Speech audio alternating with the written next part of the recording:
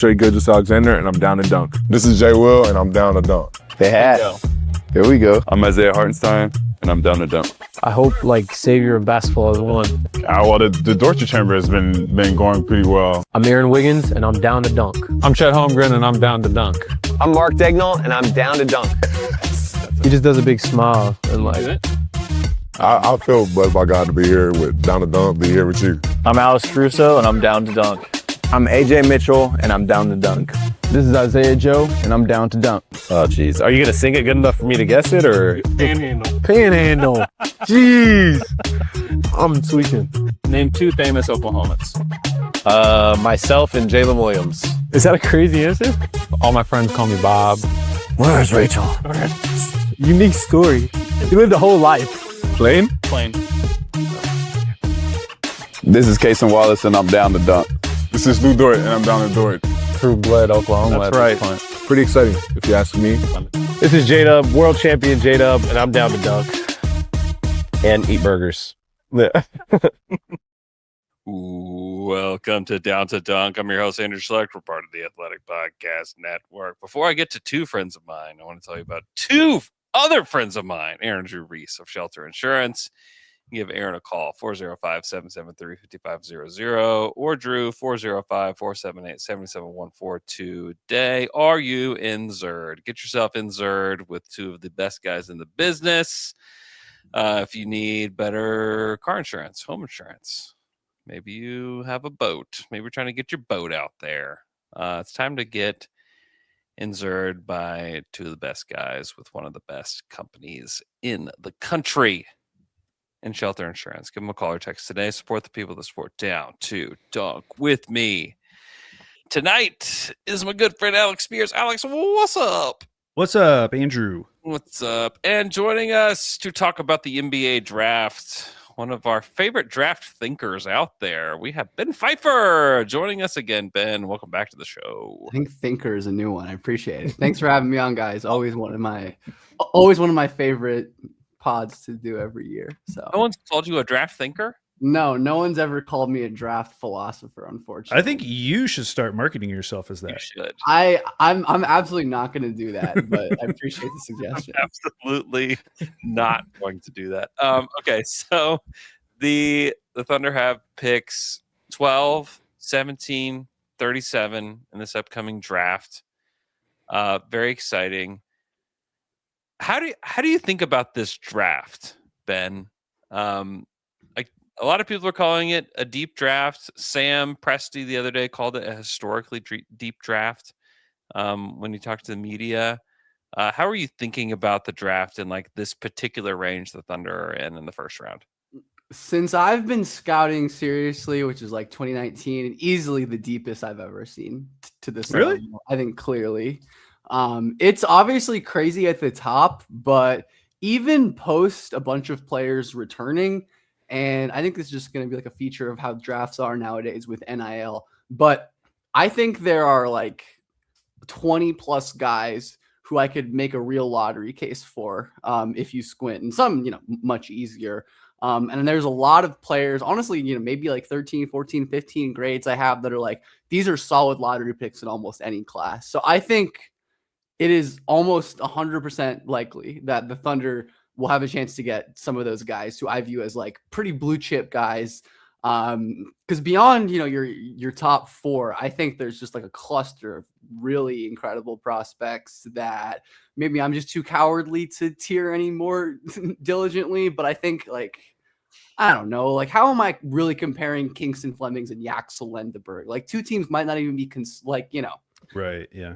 Both I think are phenomenal players, but teams in different positions might not even be considering these same players. So yeah, I think I agree with Sam Presti. I think at least, he's been doing this a lot longer than I have, but at least since I've been aware of the draft, I mean, I thought at the time 2023 was pretty deep, but I think a lot of the players that we liked or I liked haven't panned out. I think 2025 was pretty deep, honestly. And I think we've seen a good amount of that. 2021 was definitely a deep class. You had guys like Şengün, Trey Murphy, Jalen Johnson, and the 20s in post, who a lot of people like that, closer to the top of the draft. But yeah, this one is different, 100%.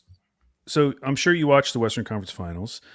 As you watch how that played out, acknowledging that they didn't have two of their best ball handlers and playmakers, as you started to think about what OKC needs, we did ask for some listener questions. One of our listeners, John_Mitchell3, no question, just a statement. Thunder shouldn't draft anyone under 6'8".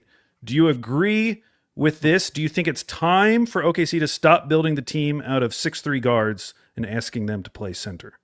Do you think that OKC would have liked to have their two sub 6'8" players that they were missing this series? Ooh, checkmate, John Mitchell. I mean, generally, I support the idea of OKC continuing to get bigger. I think building with Wemby in mind is important and probably necessary. And there's always going to be Jokic in your way.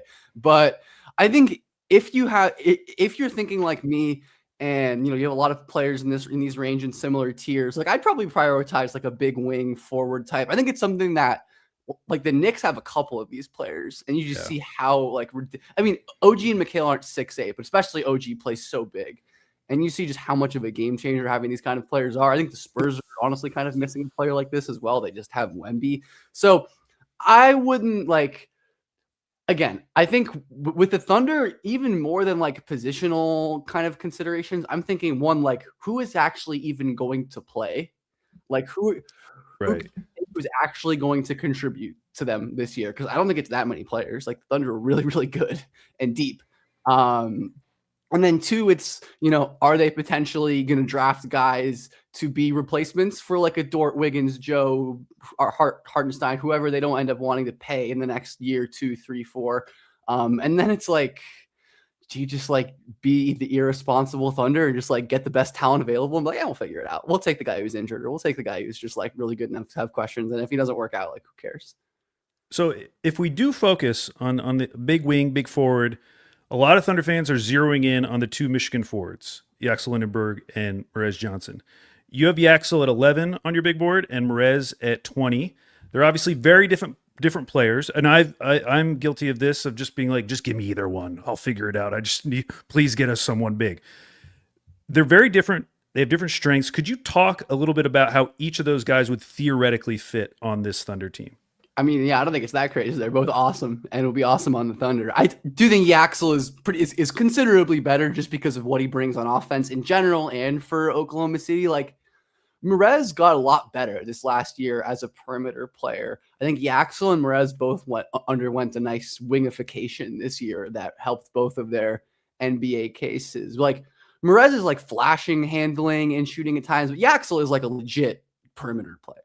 Like he has been, and he only got better as a shooter. He's an incredible passer at his size. I think some of the stuff that you could do with him, not only just like as he's elite corner 3-point shooter, he's an incredible offensive rebounder, but as like a legit secondary playmaker at times from the interior. Like at UAB, he was like facing up with cutters and like shooters around him and stuff like that. Like obviously it's not happening at Michigan because he doesn't need to, but yeah, that would be ridiculous. And I think Yaxel's one like big kind of defensive weakness is he's a little stiff, and I don't love him all the time guarding down, but like you have Cason Wallace and Alex Caruso and AJ Mitchell, like who cares, Yeah. So I think that is not a weakness that the Thunder, I think a lot of defenses these days are better about, not allowing their players to just like play one-on-one in space against bad matchups. OKC especially, but I think Merez would also be great. Like, amp up the rebounding, amp up the rim protection, and he is one of the most switchable defenders in the entire draft. Like unbelievable mobility, explosiveness, hips, feet. He's like a little raw still, I think. Like he can get out of his skis, and he's like a very toolsy and like boomer bust defender, but I think he might take a second before he's really contributing on defense at the NBA level the way that he can, which is fine. Like he's a 20-year-old player, so that's not like a crazy glaring red flag. But if we're thinking about like the lens of the Thunder, right? I'd probably rather get a guy in Yaxel who, even though he's a lot older than your average lottery talent, I think one, NIL is just changing these considerations, right? Because like the reason age was always such a good proxy is like, oh, if you're not good enough to get drafted when you're 20, you're probably not that good. Like that's just how it was. But now it's like Yaxel could have been a first round pick last year, but he decided to go back, get a bunch of money in NIL, win a title, and boost his stock, right? And that doesn't always work. But I think that, along with him being like a weird case in his basketball age being lower because he was like JUCO, transferred up late out of high school, had like academic issues. I think he's kind of a unique case when it comes to like, especially someone who has like consistently faded older prospects for better or worse. Like I hated Dalton Connects. Trying to think of, there's plenty of older players who I've like faded for that. Like Keegan Murray, I was too low on, but Who yeah, I think who was the Pacers guy? Duarte. Oh my God. Don't even get me started. Duarte. Don't even get me started. I didn't want to think about that pick. Is Merez's defensive upside good enough to get him on the court? Because you talked about like thinking about the Thunder, who could actually play for this Thunder team. Like, do you feel like his defensive upside is good enough where we could see him like playing in the playoffs next year? Is that realistic, or do you think it's next year? Gonna be a while? Next year, I mean, I think he could definitely contribute. Like, I feel like Carter Bryant can do. I mean, I guess I don't know. I wouldn't say Carter Bryant's been like particularly good in the playoffs. The Spurs just like need bodies and they need people to foul Mitchell Robinson. Like, no disrespect to Carter, but I think it's gonna be good, but he's like a teenager. I think he can be like a guy who gives you energy, you know, is just like can help in matchups where there's a lot of athletic, explosive players that you need bodies for. If you want to just like throw a guy at Wemby to be, I mean, he's also so physical. I mean, Yaxel is too, but I think Merez especially is just an absolute like brick wall. Loves contact, great boxing out, pushing people around. Like he's a little smaller, right? And like he can get sealed off, but again, assuming he's playing next to Chet, not like a crazy issue. So I wouldn't like bet on it by any means. He is going to be, he'll be 21 next year's playoffs, I think. Yeah, and you know. Obviously, like the Spurs, and most teams aren't like the Spurs, right? Or even the Thunder at times where you have these like teenage plus guys really contributing. So I don't think it's like a huge issue if he's not, but I think it's possible. I mean, he's got a better chance than a lot of players in this draft. I'll say that. Yeah. Yeah. Well, they also have Sorber, which is like another like piece of this puzzle. So like when we talk about like Merez, like I worry about him, the Thunder drafting him, and him just like not getting a great chance to play on this team. He's like, I don't know if he's anything but a big. If they're going to draft a guy that's that size, I hope that they're like more of like a wing rather than a big, because I think that they've got, especially if they keep Hartenstein, like they've got enough bigs. Yeah, that would be the case. That would be the case for Merez, I think, is if they're not feeling as tied long-term to Hart as maybe people think they would. But yeah, no, I generally agree with you. Mm-hmm. Yeah, I don't know what Merez does offensively, like when he gets to the league. Like, what are the things that you think that he could become as an offensive guy that like would lure a team like the Thunder to take him at, let's say that the Thunder take him at 12. Like, what are the what's the offensive upside or like reasons that teams would take him that high? Yeah, I mean, the obvious stuff with Merez is like the possession getting, right? Like his offensive rebounding, his like little things, his screening. He's a great play finisher, like all things considered. But if you're optimistic about Merez, I mean, I don't know exactly where I lean relative. I'm not as up on like, you know, consensus opinions as maybe I once was. But there are some like real reasons to believe that he could be interesting on offense. Like there were some legit flashes as a ball handler, as a passer, spacing out for three. So like, if you want to make the case that, you know, he's already a great play finisher. He took a 17-point jump in free throw shooting this year from like low 60s to high 70s and with some volume.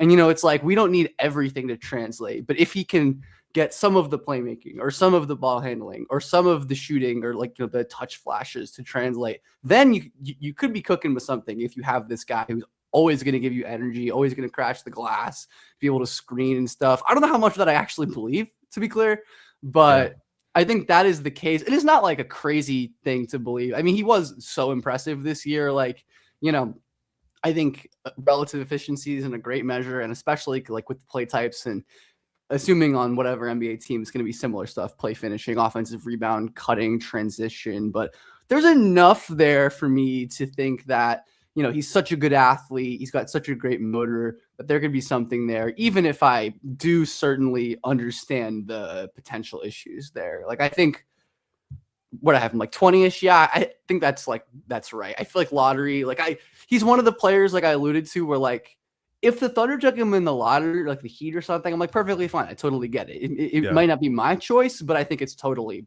You can easily make a case for that, like a real case for it. Let's shoot up to the top of the draft because there have already been rumors about the Thunder trying to move up, and Sam Presti didn't squash those rumors at his press availability when he said, "quote We try to move up every year," which I thought was a funny quote because I feel like there's so many Thunder fans who are like, "No, all these rumors are fake. The Thunder never leak anything," and then the Presti's like, "We try every single year to do this." Can confirm they do try to move up every year, and it's. I mean, they've done it before. I mean, they love to. He loves to maneuver.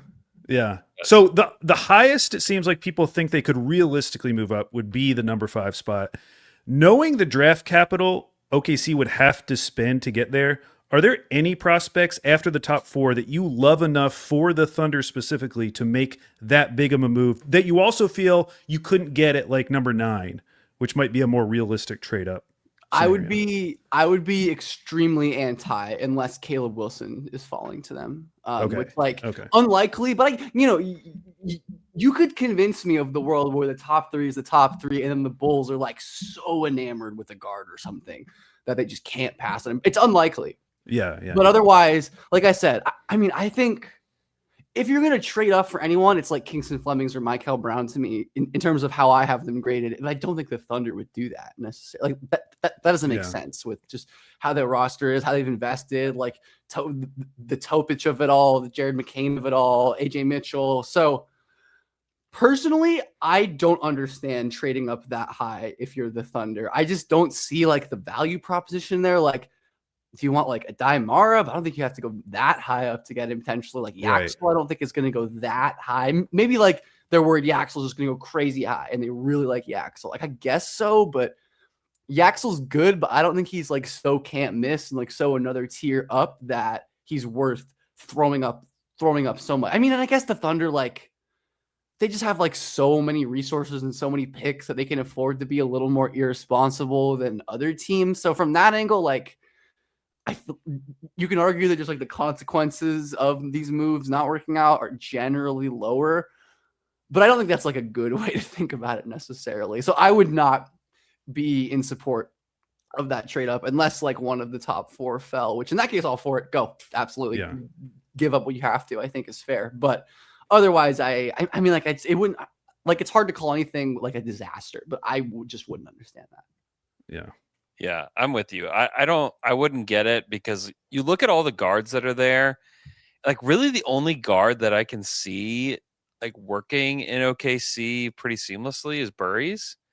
Like I'm not sure that I can understand like many of these other guards. Like I don't think he's worth trading on for at all, which is at least that high. Yeah.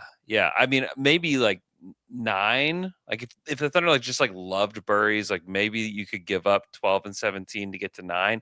I don't like that idea either because I agree with you. Like the more like of these guys that I've watched, I'm like, I don't know, just keep 12 and 17 and take a guy at both spots. You're going to get 2 good players.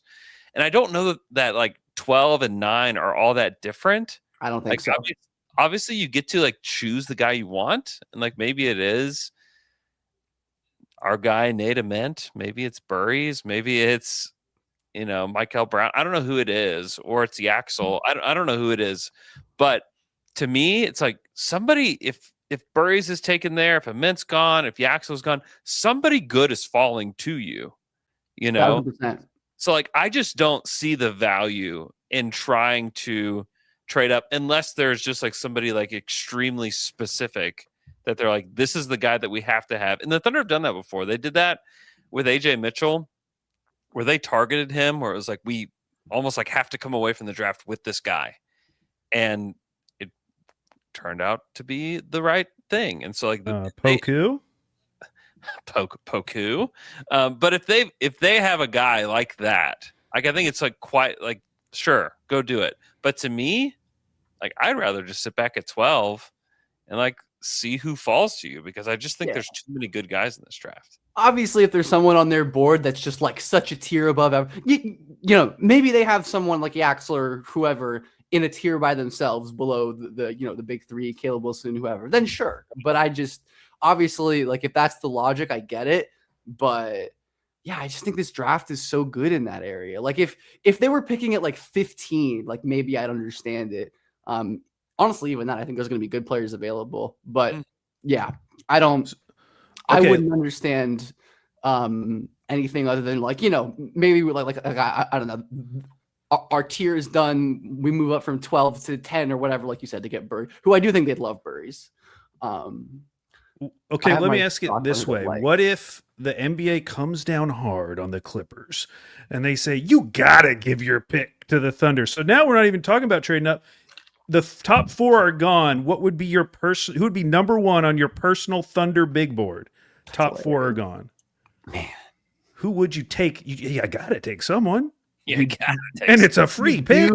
You do, in fact, have to take someone. You can't pass. And like I said, they probably trade back. I have a huge group here, and like again, like my BPA would be Kingston, but I'm not going to take Kingston for that. Same with Michael Brown. Like I'm just not going to do that.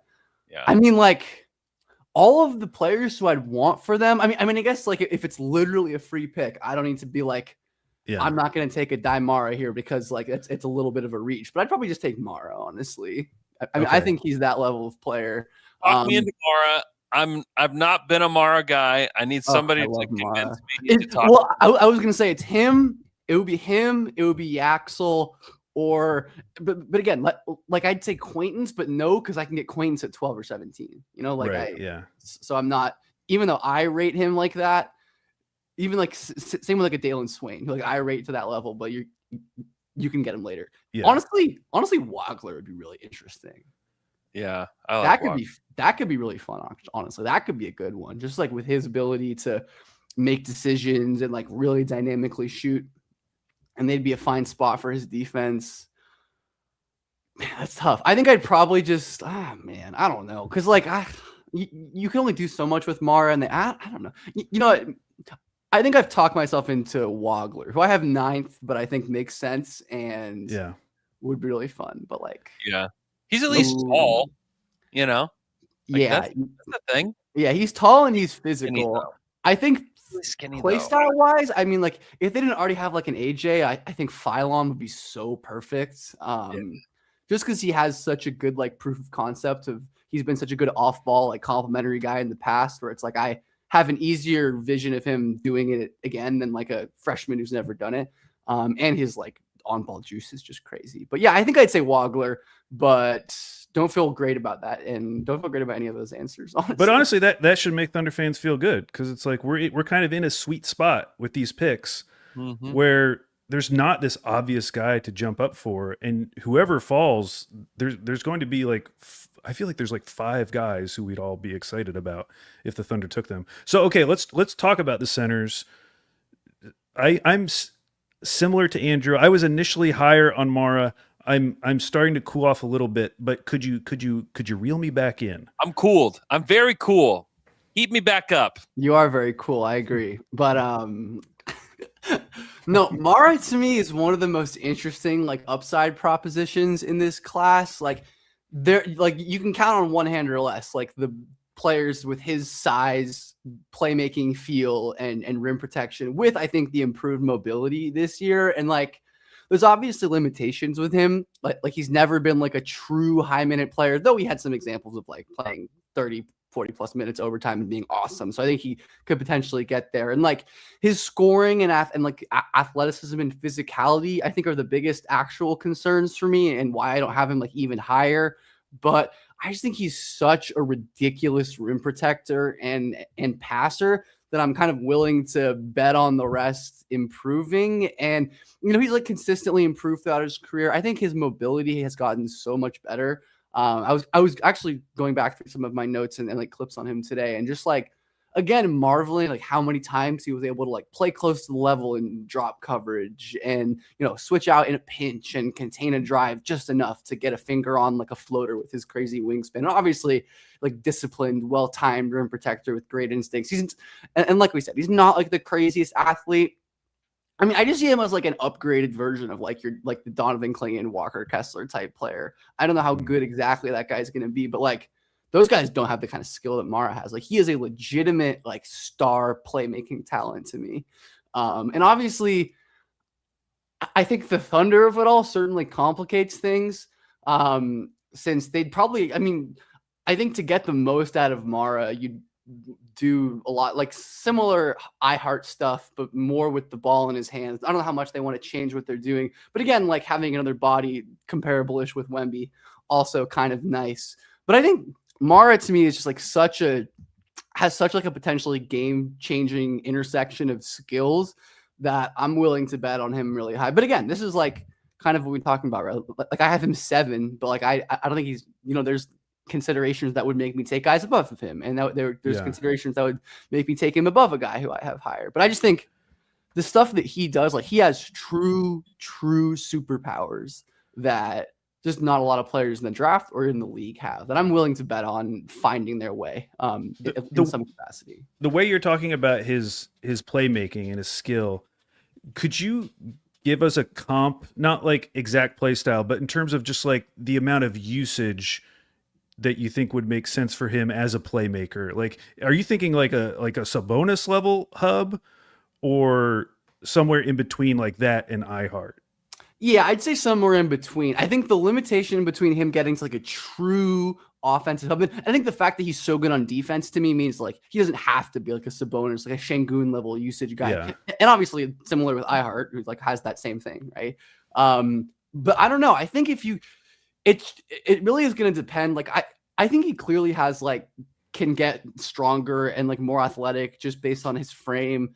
And the fact that he's already made some athletic improvement gives me a little bit of hope that can maybe continue improving. But I certainly, as much as I like him, like one of the comparisons I have for him is like Andrew Bogut-ish, who definitely had some like playmaking hub stuff for sure at his peak, even though it was never like and obviously he had like injuries and stuff, so hard to really say. But like I think that kind of player where it's definitely going to be a secondary option. Like I don't think it's like a Sabonis type thing where you build the ship out of it. I think players like that kind of, unless you're like really like Jokic level, it's hard to build around that kind of player offensively without like really incredible talent around him. But I think Mara could be like a step below that in terms of how much you give him the ball. It's just going to depend on how much his like post scoring translates, because he's a really good post scorer. Like he's got great touch with both hands, got great footwork. He's got a pretty deep array of moves, but you can already see like some of the limitations with his strength. Like he'll get knocked off of his spot a little bit more easily. Like his foul drawing numbers are nothing special relative to other bigs. And it is worth noting that he is a truly awful free throw shooter. Like sub 50% each of the last 2 years, with 70% as a freshman on less volume. Like he is a brutal free throw shooter. So and I've seen some like kind of musing, maybe it's just like pre-draft slop with him. It's like, oh, like Mara's going to shoot threes, and it's like insofar as like he can make a wide open three every once in a while, but like I don't think anyone's ever going to bother him and like really bother playoff defenses. And he doesn't need to. Like, I don't really care about that. But it's just interesting that like I've seen some of it's like, oh, Klingon, it's like, yeah, Klingon isn't a real shooter. Like even him, who's like was a good free throw shooter, in college, and had more fires. Like it's like the Spurs are like stoked to just let him sit out there and shoot threes, like whatever. Like, and I think that's how Mara might be at his peak. But I say all that I love him, and I think he has a chance to be like a really special player that might have more team building constraints than some other guys in this range, but I think for the right team, which may or may not be Oklahoma City, honestly, could really be worth it. But like anyone in the Western Conference especially could use just like a body like that. Mm-hmm. Another big that you're high on, Jaden Quaintance, who has had a pretty crazy like couple years just with all the injuries and stuff, but he's giant. Like this is a big, strong dude. Also, if you have a chance, go watch like an interview, because his voice does not match his like physical body at all. No, it's not. It's kind of entertaining. No, he's awesome. But tell us why you're so high on Quaintance, and also like include in there, do you think he could fit in OKC? And you have it, to let people know, you have him at 10th on your big board. Is that correct? Yeah, correct. I'll say if Quaintance had a normal season, he would be the player that I think is go trade up for him easily, because he'd be going 5th or higher. Really?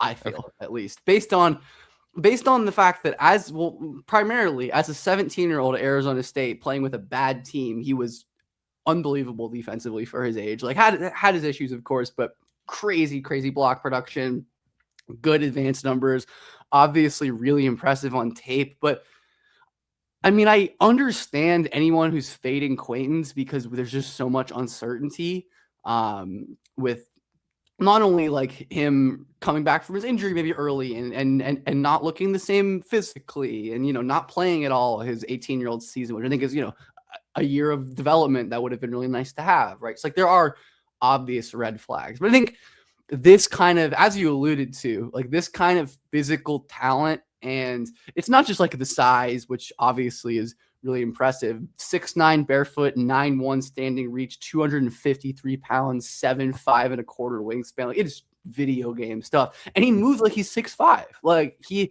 has some of the most incredible like hip fluidity, light feet you'll ever see. That's the crazy thing is he's so heavy and like strong, but he moves like it doesn't look like that heavy. Yeah, it's like I wish we got more of him playing at that weight, because I do think there were some moments in the short sample we got where he wasn't moving like as well. But like, yeah, that could also just be like his first real basketball game in months and months and months, and like he's not trusting his athleticism, which is again complicating factors. But at his best, I mean, this is like what if Bam Adebayo was like a real primary rim protector at times, and like I guess I don't know if like primary, because like he has a long way to go in terms of like his pick and roll defense, his discipline, which is why like even though he has very much like center measurables, I have some worries about him like being a true center because of his ability to defend the pick and roll, some of his like awareness and timing, rotating. But like the Thunder have Chet, who cares? And then offensively, I mean, it's also complicating because he played 4 games this year for Kentucky. His first game against St. John's was unbelievable. He destroyed Zuby Ejiofor, one of the best bigs in college basketball, a very big, strong, physical lad. Just put him in the rim on both ends. And then against Bellarmine, Mizzou, and Alabama, he wasn't very good at all. So I don't even know what to make of that. But he flashed some impressive driving stuff last year, just like with his sheer tools and physicality. But like some of the handling improvement looked very impressive in the short stint. He's a talented playmaker, similar to Mara, like atrocious free throw shooter, also like in the 50s as well. And I think unlike Mara, who like clearly has a nice touch, like I don't know what the free throw issue is. Like he, you can see him making nice touch shots around the rim pretty consistently. Quayton clearly has issues with his touch around the rim, but he's such a freak athlete that, you're not as worried about that because he can dunk so much. But I think Quayton is just like, yeah, I think in a world where Wemby doesn't exist, like wouldn't shock me if he was legitimately like a Depoy finalist, like contending for that at his peak, assuming everything healthy. Like he is that level of defensive game changer with, kind of like Merez on steroids almost in like the ways like there's these offensive flashes, but they seem more real and his tools are just like that much better. And by the way, he is, if not the youngest, like second youngest player in the draft, which is notable to me as well. It's crazy that I think I'm plugging it. Yeah, the only player I have that's younger than Jaden Quayton is Cameron Boozer. So yeah. I like the description. I know his offensive game is not like the big selling point, but just thinking about someone that big, like crashing the rim against Wemby, it'd be nice. Or that's like a real lob threat. Like the Thunder don't have like a legit 100%. He's a crazy lob threat, and like he's never really played.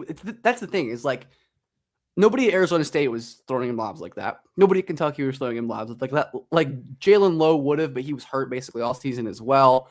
I could be misremembering, but I don't remember him playing with any like really prolific passers pre-college. So yeah, I think that's another area of his game that you could totally unlock. And I'll say like who better and who other than the Thunder to just like give a mega talented guy a redshirt year for like the 4th year in a row or whatever. Like it's true. Like they could afford to do it.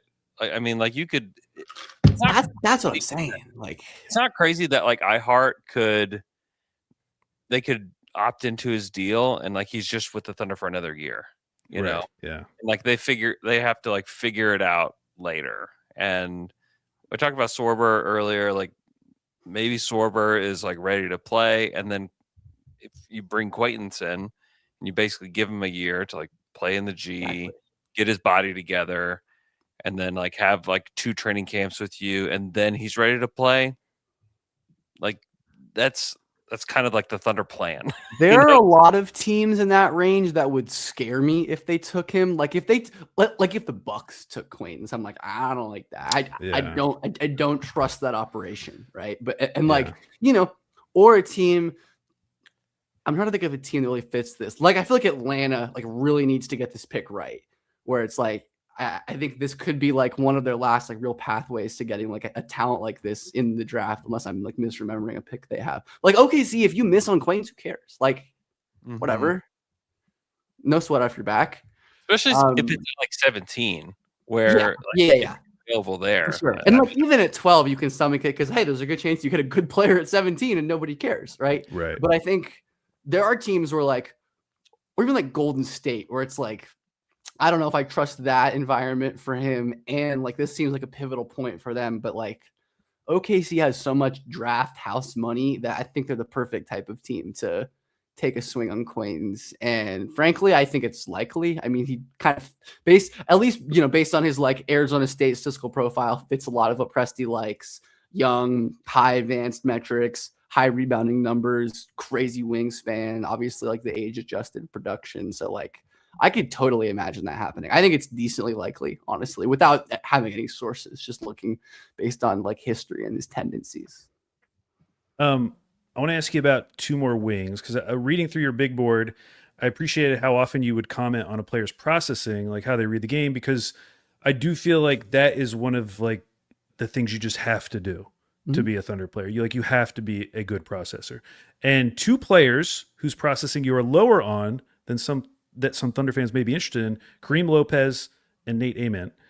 Could you talk us through what you're seeing with both of those players when it comes to their processing and decision-making on the court?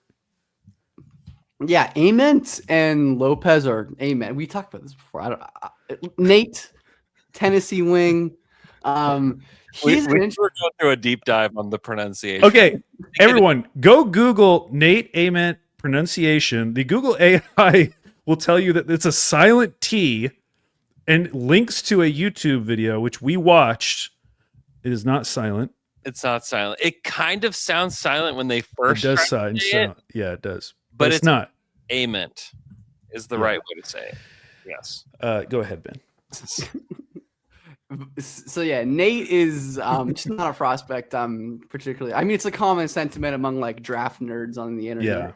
To fade these like lower field, lower product, like these high school recruits. And I don't think he's like a terrible prospect or anything. I don't think taking him at 17. I mean, I think taking him at 12 would be a pretty significant reach. I think 17 would be perfectly fine. Same with Lopez, to be clear. I view these guys pretty similarly in terms of like range, even though they're different players. Both of them I see as like pretty low field players, which is definitely generally why I'm lower on them, and why I'm a little lower on Ament is I think at least Kareem Lopez has like really unique athletic traits where Nate is more just like big and long, but pretty slow, kind of clunky in my opinion. He's like fluid in a straight line, but he reminds me of like your Jabari Smith, you're like maybe Tobias Harris at his peak, like a guy who potentially had some value with like outside shooting, some shot making off the dribble, foul drawing, positional defense, but ultimately is not enough of a creator and is not enough of a playmaker. And a big part of the sell for Nate is like his 3-point upside. But he had a bit of an underwhelming shooting season relative to the high school expectations. Maybe it's Tennessee. Maybe he can get back to that. But he's someone who I am not sure would contribute early on any team, really. The Thunder, I doubt he'd be playing early. Just like he's physical, like he's, got a decent handle for his role. Shot making is impressive. You can understand some of the things that make him interesting. And even like at 12, if a team took Ament, I'd be like, like not my favorite, but like you can understand it. There's only so many players with his combination of size and like shot making. It is true. It's a scarce combination of skills. And Lopez, somewhat similar though. He leans more like athletic slasher, which I like more personally. Like he's not a terrible shooter by any means, but he is kind of the similar like theoretical wing. He was pretty good in the NBL, like in terms of impact. I'd say like very inconsistent. I think like off-ball defense is a mess. Technically, has so much to clean up. Like, he's a pretty nice defensive playmaker, and like I said, is like a legit athlete. Like, he's pretty explosive. He's balanced. He's pretty flexible for his size. And you'll see him use that to like break down defenders. There's an awesome clip I posted of him like crossing the shit out of JaVale McGee, and just dunking on him. And he is his flashes. Like, I understand the really high case for Lopez more than I understand it for Amen. Like, I think Lopez, and again, he's not a great passer, can make like structured reads, kind of like Amen, but isn't the highest field player. Like, his awareness isn't great of like helpers, and you don't regularly see him making like high level reads off the dribble or anything. But I think at least with Lopez, there's like a real pathway for him to be like a difference making creator off the dribble and like one of these big wing drivers, where it's just a little harder for me to imagine that with Amen. But yeah, not my favorite. Either of these guys at 17, I'm totally cool with, but the Nets at 6, not as big of a fan. That would be crazy. I've done so much. I've done so much. Like, they do that. They should just be done. I've done so much like media over the last couple weeks on this topic. I can't think about it anymore. Dude, do it. It's I've heard like a safe comp for him is like Taurean Prince. Yeah, it's fine. Okay. Like I said, I have his like That's 6. I have his like median highs as like median to high as like I said, Jabari Smith, Tobias Harris. Like, I think that's the kind of player you're looking at, like a quality starter on a winning team. Fine, but like, God, it's sick. It's so yeah. I mean, it's just like, even as like, again, like there are people who are even lower on him than I am, and you can understand some of the upside case, but like at 6, it's really like there's so many better wings too. It's like, take Swain, take take Yaxel, even take Kareem Lopez over him to me. Anyways, this is not a Nets. Thanks for your guys' sanity. We're not doing the Nets. No, the Nets just better take a good guard, please. Like, just take like a guard that's good, which you decided not to do. They took a lot of guards that weren't. I was about to say. I know. It is so crazy. Okay, we did have Trust the Void that wanted to know just your thoughts on Thomas Sorber, who I've heard several people within the Thunder organization calling him Tommy lately, which I really enjoy. Tommy S. Tommy Sorbet. Tommy Sorbet. I've heard people calling him Tommy Sorbs. Thoughts on Tommy Sorbs, like how he can complement like what the Thunder have going on already? I don't have like crazy updated thoughts on him. I mean, I was a Sorber guy last year. I thought it was a home run pick, and I still feel like he can approximate a lot of the iHeart stuff. I agree. You kind of like alluded to the Sorber of it all complicating things, which is why I lean either like acquaintance type big that you're just like developing, or like a non-true big because of Sorber, because I think he is a very talented player. I think he, like I said, add some of that same stuff, where such a high field player, like great dribble handoff passer, has some like real like interesting like scoring touch as well, was a great mid-range shooter, and then just an awesome rim protector. Like, not a crazy athlete by any means, but I think his like, his strength and physicality, assuming they can like get better as you'd expect a young player to, like, I still see him as like a potential, like really good starter down the line. And I think he fits in with a lot of what they like to do on offense. I think he's really good in the short roll pocket. It didn't like get to do it a ton at Georgetown just because of his teammates, but like would be great playing 4-on-3 off of Shea or whoever. So yeah, obviously it's just a question mark because we haven't seen it and you can never really know.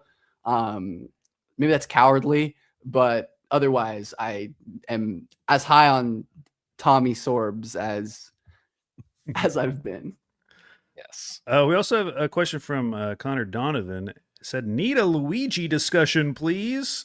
Which I had to scroll down your big board to find a player named Luigi. Did find him. And you had him at 38, which the Thunder do have pick 37. So maybe could you comment on Luigi and maybe any other players in that range, in that second round range, that you think if the Thunder took someone there who you would like? Luigi is an interesting one. I think in terms of like actual basketball skill, like 38 is a huge reach, but he is 7'2", the heaviest player in the draft. And I like that. And has How heavy is he? I think he's two. I've one second. He's like 290, I think, something like that. 289. Yeah. Wow. Here, so Yeah. he's 7'2", barefoot, 17 3/4, 9'6" standing reach, 289, 7'5.5", 19.4 years old on draft date. So like, Oh, so he can get bigger. he is a gigantic human being who has some incredible shooting touch. So Can you confirm that he missed 5 years of development because of like a growth plate thing? I don't know if it's growth plate, but like he had like something going on with his foot. Oh, yeah. Because His of early it. development was interrupted by a heel injury related to a growth spurt, which sidelined him for 5 years. 5 years. yeah, he's a late bloomer, which is another potential like interesting consideration with him. Like he is young, but also his basketball age is lower. But that's kind of the thing with Luigi. Is like all of the things that we like about him like aren't basketball things. They're like he's big, he has room to grow, which is like fair. And like in the second round, that's Luigi. in the second round. Italian. In the second round, that's cool. And especially with like at least the fact that he is like I'm not sure he's gonna be like how good of a shooter he is, but like he is willing to shoot. He's willing to do a little bit of stuff with the ball. He's just like very slow, high center of gravity, like not a high field player. Decently like coordinated. Like he's not like a good mover by any means, but like relative to your average 7'3", 290 guy, like he's got decently light feet. Like he's not Mara, but it's not like you watch him and it's like completely brick stone feet. So like I think based on that, I can totally understand being high on him, and I can also understand being like no thank you. But Could either of you guess who his basketball idol was growing up? I know this already. I can't say. He's age 19. He's age 19, so I'm just putting you in the headspace of when he would have been growing up. It's a former Thunder player. Gallo? It is James Harden. I'm like, you said former Thunder. I'm like, it's got to be Gallo. Like, it's absolutely Gallo. I'm like, what? It's kind of funny you mentioned Gallo because he was around like the playoffs. Like he was. Yeah. He could have totally been a Gallo fan. Like he's totally that age. Yeah. Nope. James Harden. James Harden. That's so awesome. I kind of love player. I think everyone loves players who are like, I'm a role player and I love Royce O'Neal. But like there is really something about like Luigi Swigo being like, yeah, man, I love James Harden. I'm 290 pounds. My favorite player is James Harden. 7'5", It's so awesome. 290. Honestly, I might move him on my board for that. That's hilarious. I love that. Ben, I don't think you would have heard this unless you were randomly listening to Down to Dunk, but I looked at you remember your article you did for Swish Theory about like what Presti looks for in a draft pick? I looked at it before this just to refresh myself. Oh, okay. Well, so I looked at that again. I put all my criteria out, all your criteria out, and looked at all the prospects from this draft, and there were 5 players who hit on every single criteria. I would be interested to know how many of those you could guess. I think one is very obvious. And then, one was Amari Allen, who's not in the draft anymore. Yeah, so he's out of there. Yeah, they would have liked Allen. Damn. Okay. But how many could you guess? Are we like counting like the top guys? Yeah. Yes. All of them, including Luigi. Including actually not. I did not do Luigi's stats. Luigi. I mean, I'm sure they adore Caleb Wilson. They might, but he did not check every single box. Okay, it's literally every box. Every single one. Which for people, it's like wingspan +2, younger age, very productive as far as BPM, good assist turnover ratio. Oh yeah, his assist turnover numbers were good free throw attempt rate, defensive rebound percentage, and then 3-point attempt rate. Oh yeah, he doesn't shoot threes. That's right. Dang. Okay, Burries, I think they'd love. Bingo! Got it. Yeah, that's one that I've thought about that I'm like, they absolutely love Braden Burries. And why is that? Could you explain that real quick? Just for For people who Um, might not be familiar with him. I mean, I guess just trying to like conceptualize like the statistical thresholds. Like, I mean, he's such like a plug and play, like quote unquote winning player. Like, he doesn't have like outstanding creation, and he's not like a specialist in any area. But like, again, young and productive, even though he was an older freshman. Great physical tools, like projects to be a plus defender. I think maybe not like an elite defender by any means, and like has those. I mean, that's the Thunder love their ancillary skills, right? They love their rebounding, their guys who rebound above position. They love their guys who are like volume 3-point shooters, even if they're not like absolute marksmen. So I think, yeah, definitely him. Yeah. Now he is not the one I would consider obvious, so you could still get that one. Is Quaintance? No, no, definitely not. Boozer? Like, yeah. Okay, I was thinking, I'm like, oh yeah, that is obvious. Now the other guys I think would be harder to get. One, Michael Brown Jr. Interesting. Which I thought was interesting. Interesting. Yeah, I can kind of see it. Abuka Okori. That I was gonna guess a Corey. So really, if you let me, I would not definitely would not have guessed Michael. Yeah, because I should mention I would say you're higher on consensus than most people on Okori. I think you had him at like 13 on your big board. He's unbelievable. He's incredible. And then the other name is the advanced stats darling, Alan Graves. Yeah. It kind of makes sense. Like it is like a very useful exercise to go through every year. I mean, it's like again, like you think about it just like logically, it's like, oh yeah, these are all players who like do the things that the Thunder like players at like X position. Like I think Graves is such a Thunder. I think him at 17 wouldn't shock me one bit. I think that's decently likely. Tell our listeners about Graves. Graves is an interesting one. I see him as another one of these like really interesting upside swings where there's the whole like lower conference player without a ton of experience against high level, high major competition in terms of athleticism and all that stuff. And he's not a standout athlete or physical talent by any means. So then you see that it's like, but he is probably, arguably the best defensive event creator in the draft. Like his instincts, his hands, his ability to get blocks and steals, like it's truly like Thibault, Robert Covington level in terms of like instincts, just his playmaking wherewithal. And then offensively has some interesting skill sets as well, like incredible offensive rebounder, nice connective passer. Another one of these like guys who played in the post in college but projects to space and is like a decent enough shooting threat. But I also think Graves, like his athleticism is really not great. Like he isn't twitchy at all. He's a little bit stiff in space, and that does show up like defending the ball. And he can't really dribble as well, which hurts his passing and his shooting.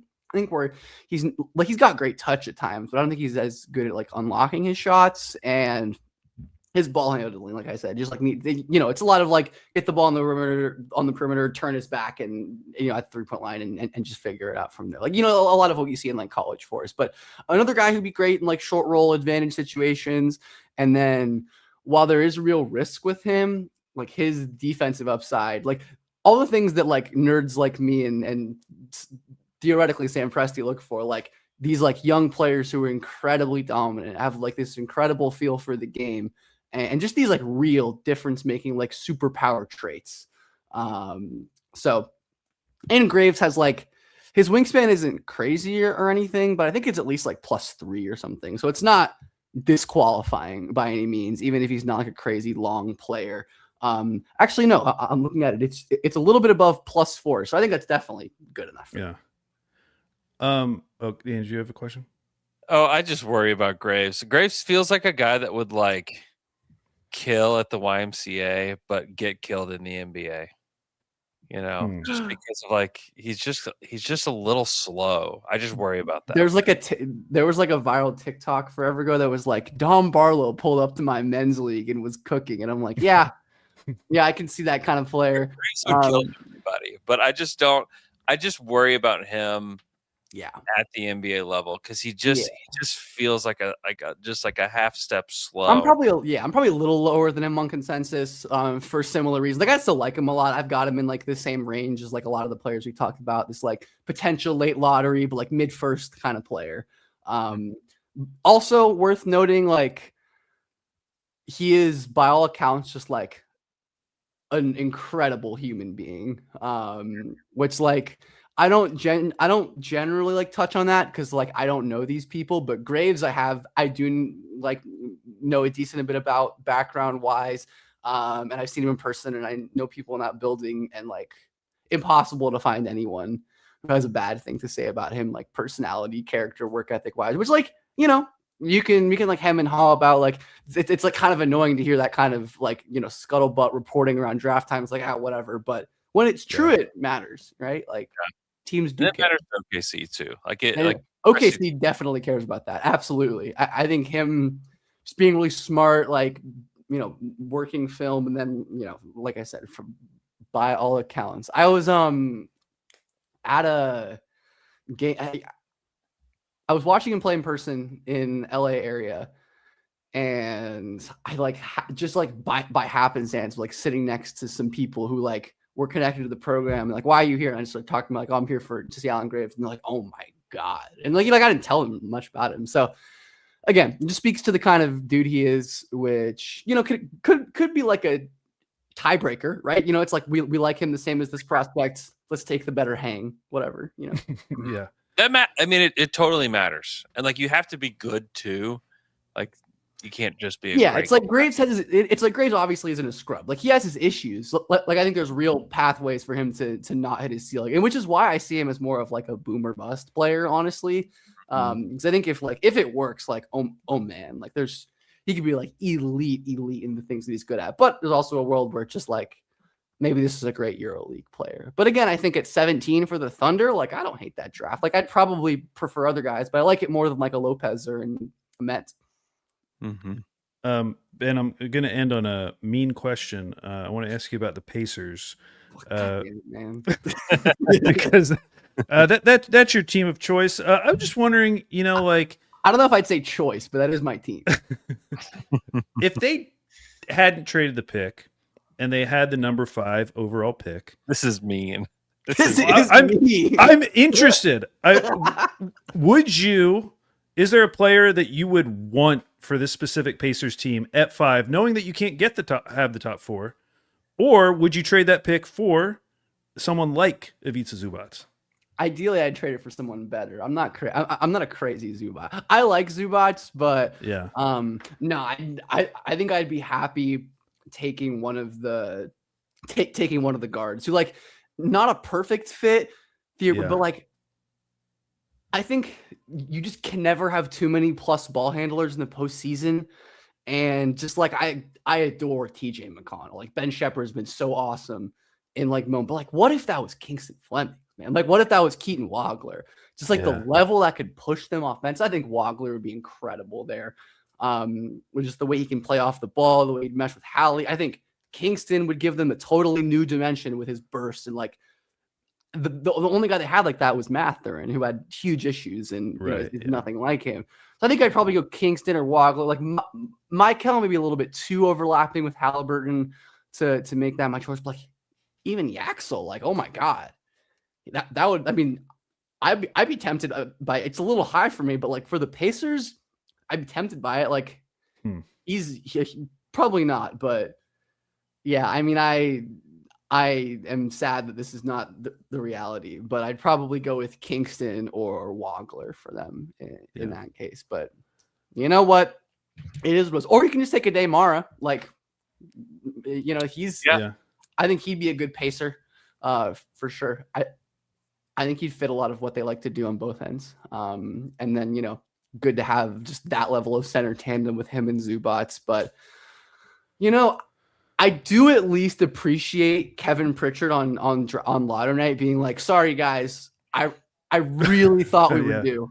I really thought we were due for one. Like I dead ass thought we were. And I'm like, you know what? That's like how we all felt. So like it's, you know, it's like I really thought this coin flip was going to turn up heads, guys. Like I didn't really factor in the fact that it wasn't going to. Oh,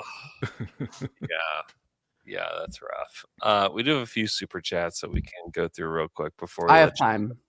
Okay. Paul Loftus 3995. He wants to know about Richie Saunders in the second round. Love Richie. Adore that. He's awesome. I mean, Can you stomach a 24-year-old player coming off of an ACL injury? And if the answer is yes, then what happens to my light?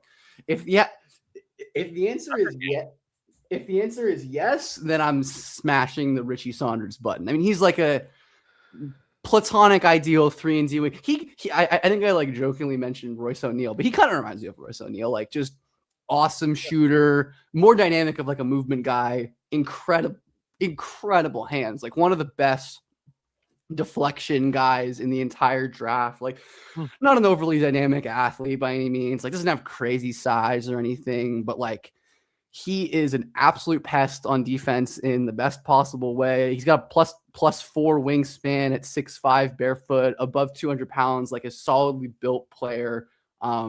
Yeah, I love Richie. I think he is an awesome role player bet. And, you know, he is older. He has the injury concerns, but that's why I have him at 40 or whatever, and not in the first round. Mm-hmm. And BYU's offense just like plummeted without him. I mean, it wasn't all him. It was just because like that team was outside of him and the band, so it was kind of limited. But yeah, his impact is massive, and he's a great player. Mm-hmm. Also, another supposed reportedly awesome guy. That always helps. John Lawrence gives us $4.99. Thank you, John. Thank you, John. Daniel Sinney, 45.2. Personally, pretty sold on Yaxel plus Quaintance as my favorite combo. Also can kind of see a trade up for Wagler, weirdly enough. Yeah, I would like any of that personally, but would prefer the first combination. Yaxel Quaintance is also my favorite combination. I agree. I think at least in terms of like realistic stuff, hard to do better. Yeah.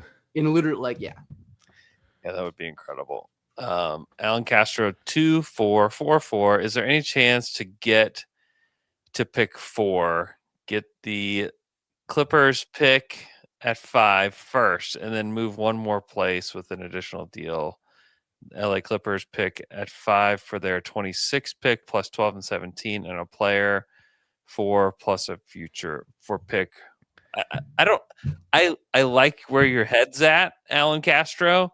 I just don't know that you can actually do this on draft night, especially we're talking about like top 5 picks. One, teams know what other teams are trying to do for the most part. And if people are like, yeah, the Thunder are after pick 4, but they're like, you know, moving through the Clippers first and then trying to get to us. Like, I don't know that would really work. I feel like those kind of trades are so rare in the NBA. I feel like that happens in the NFL sometimes. It does. It absolutely happens. Like you're going to like trade up for JJ McCarthy or whatever. But like, yeah, you don't really see that that is true. I mean, it happened in round 2 with the Thunder whenever they got AJ Mitchell. Like they traded like into the second round. Yeah, the second round pick. That's the second round pick. But I mean, the second round is different. In the second round, it happens. Like the Lakers like bought and traded up like 3 second round picks to get Edu Thiero last year. It happens. But honestly, I love Caleb Wilson. I don't think he's that level of player to give up like a total Godfather offer. If it's Boozer, sure, whatever. Like, do what you got to do. But I love Caleb is awesome, but I simply don't think he's like so life changing for the Thunder to where like you mortgage the farm. I mean, whatever mortgaging the farm really means for the Thunder. It's a little much for me, and I bet it's a little much for them as well. Well, thank you, Ben, for coming on. If you'd like to hear more from Ben, he has a YouTube channel where he does scouting reports, such as Nate Ament. That was the most recent one that I watched. Like I said, I told you, it's been a lot of Nate Ament lately. And then you did a mock draft with Derek Parker that I also watched. You also did a Jeopardy show, which of course I watched because I love trivia. God, I was very impressed with your Jeopardy setup. That's my favorite video ever to make. I've done a couple of those. Those are truly the most fun. Like those are so awesome. I'll have you all on a Jeopardy video one day. Ooh. Yeah, if you ever want to do like a Thunder specific one, we could get you 4 Thunder guys. 4 Thunder guys. Oh, I could pretty easily corral a lot of Thunder guys, but yeah. That'd be very fun. But yeah, go check out Ben there. And then, of course, you're on Twitter at BJPF_. correct? Correct. Yes. Okay. I always get the letters screwed up when I'm trying to find you to message you. Even though it is literally just the order, it's like your name order, but for some reason I never get it correct. Yeah. But Yeah. it is That's BJPF. it. BJPF underscore. Like you said, just like whatever I post will be on my Twitter, whether it's like stats or mocks or analysis. I clicked over to the comments and I see someone asking what separates Swain from Jarrett Culver. Swain is bigger, more athletic, and simply better at driving, which is the thing that they do. But yeah, thanks guys. Always a blast. Awesome. Thanks so much, Ben. And all right, we're going to take a quick break. We'll come back. We're going to talk about Sam Presti's press conference briefly. We'll be right back.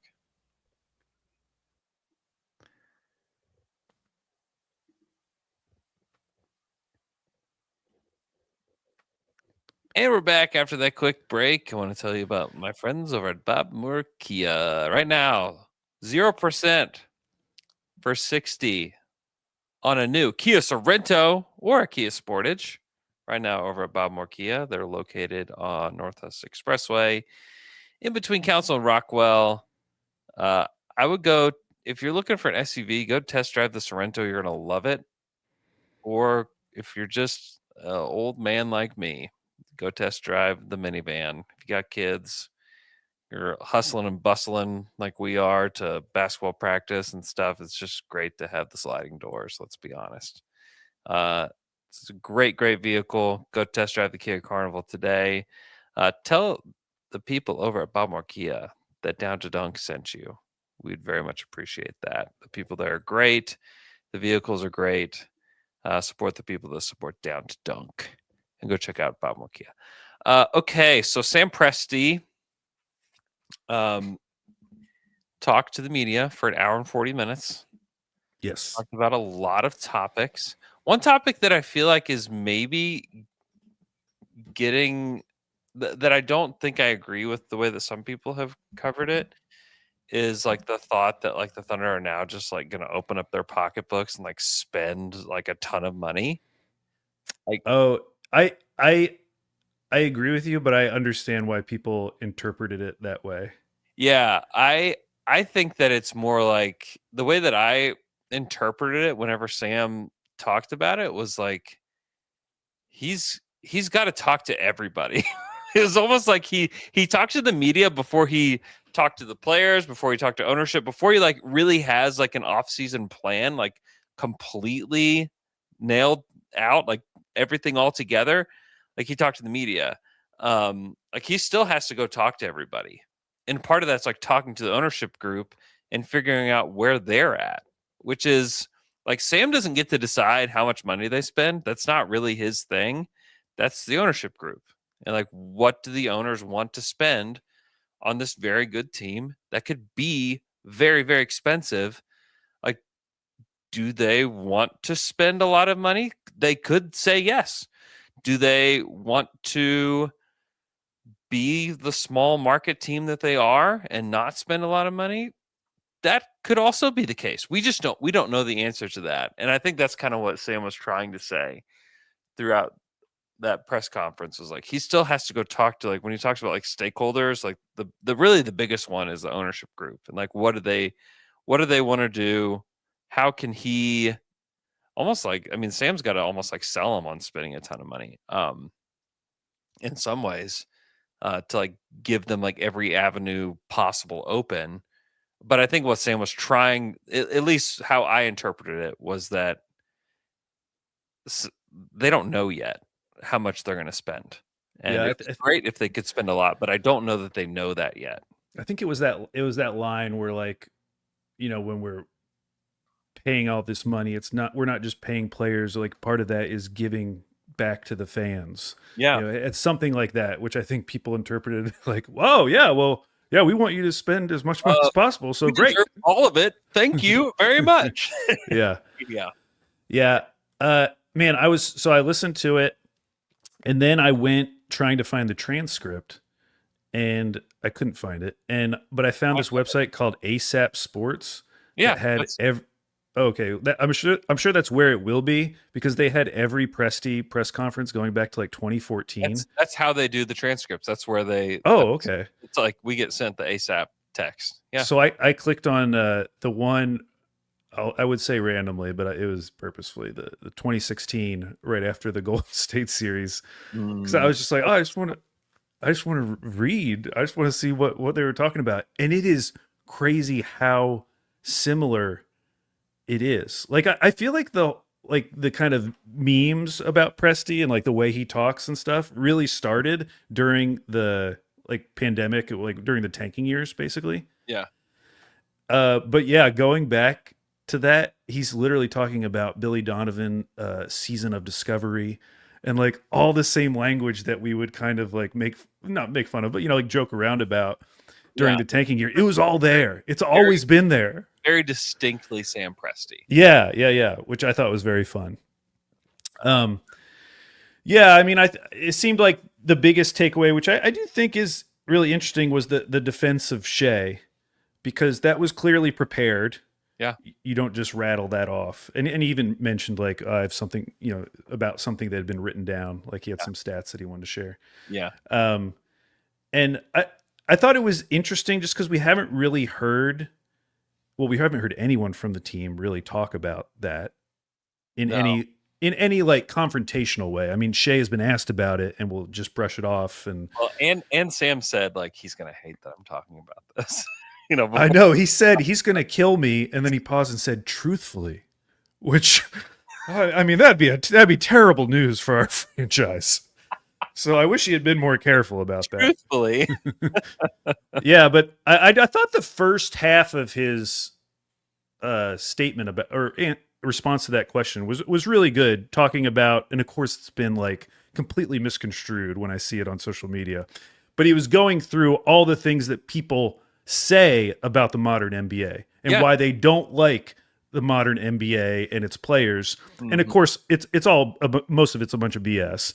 Like the idea of like players not playing defense, like we can all see, we just watch any of these playoff games. But he went through those one by one as an example of like, well, this is definitely something that even the biggest Shea haters wouldn't say about Shea. Yeah. Kind of showing that there's like I mean, we all know this, but there's like so much good about Shea, and in so many ways he does represent like the type of star you would want to root for. No question.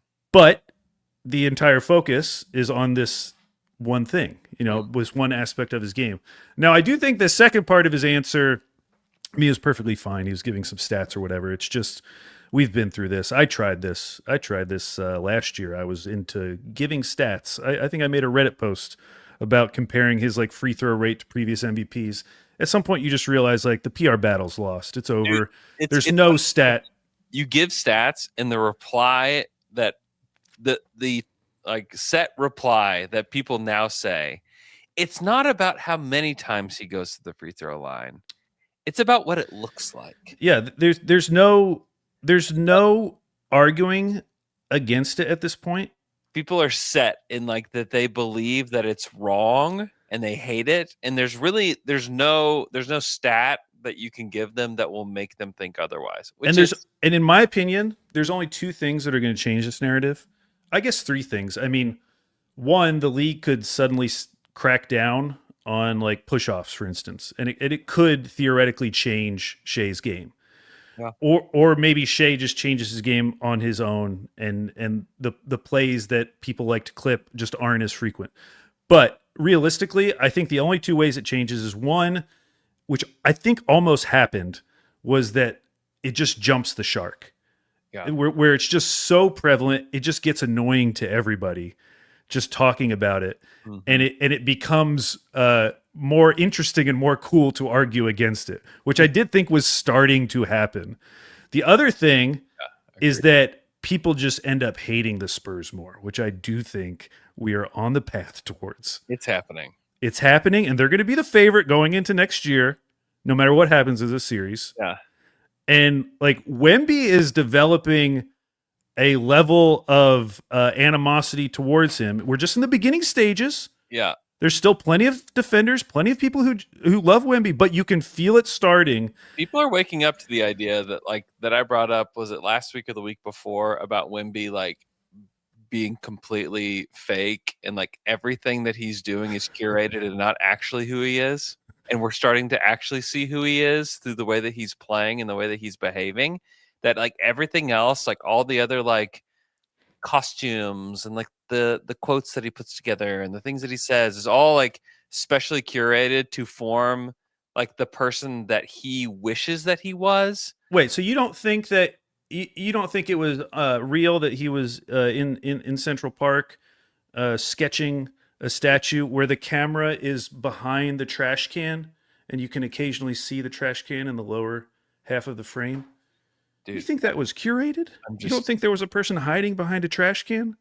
It's almost that's the funniest part of that, because if any New Yorker saw Wemby in the park, they would hold their camera out right in front of his face and videotape him. Every single person. But what are we this doing? little camera, they were hiding. They can't let Wemby see them. I thought that was really funny. But I don't think it's far fetched that in the near future, maybe it's not next year, but where the majority of people are rooting for the Thunder in a Thunder Spurs series. That would rock. It feels far away right now, based on how everyone talks about Thunder. On what we just experienced. But I'm telling you, the groundwork is being laid as we speak. I like this. I like this forecasting that's happening, where the Thunder somehow swing back to the underdog good guys. Yeah. Just wait.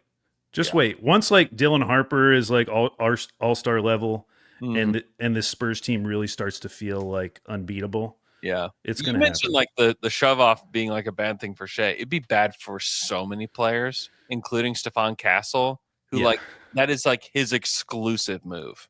Yeah. He's got one move in his bag, and it's just it's that. Yeah, and if he lost that, he would be toast. I think Shea would figure it out. I don't know if a guy like Castle could figure it out. Yeah, so he does that all the time. But I did think that was definitely the most interesting answer, just because it's so rare to hear the Thunder directly address that type of criticism. Presti's been asked about online criticism before, and he'll make a general statement, which he did in this one, talking about the role of social media and how it has changed as it has become more incentive based.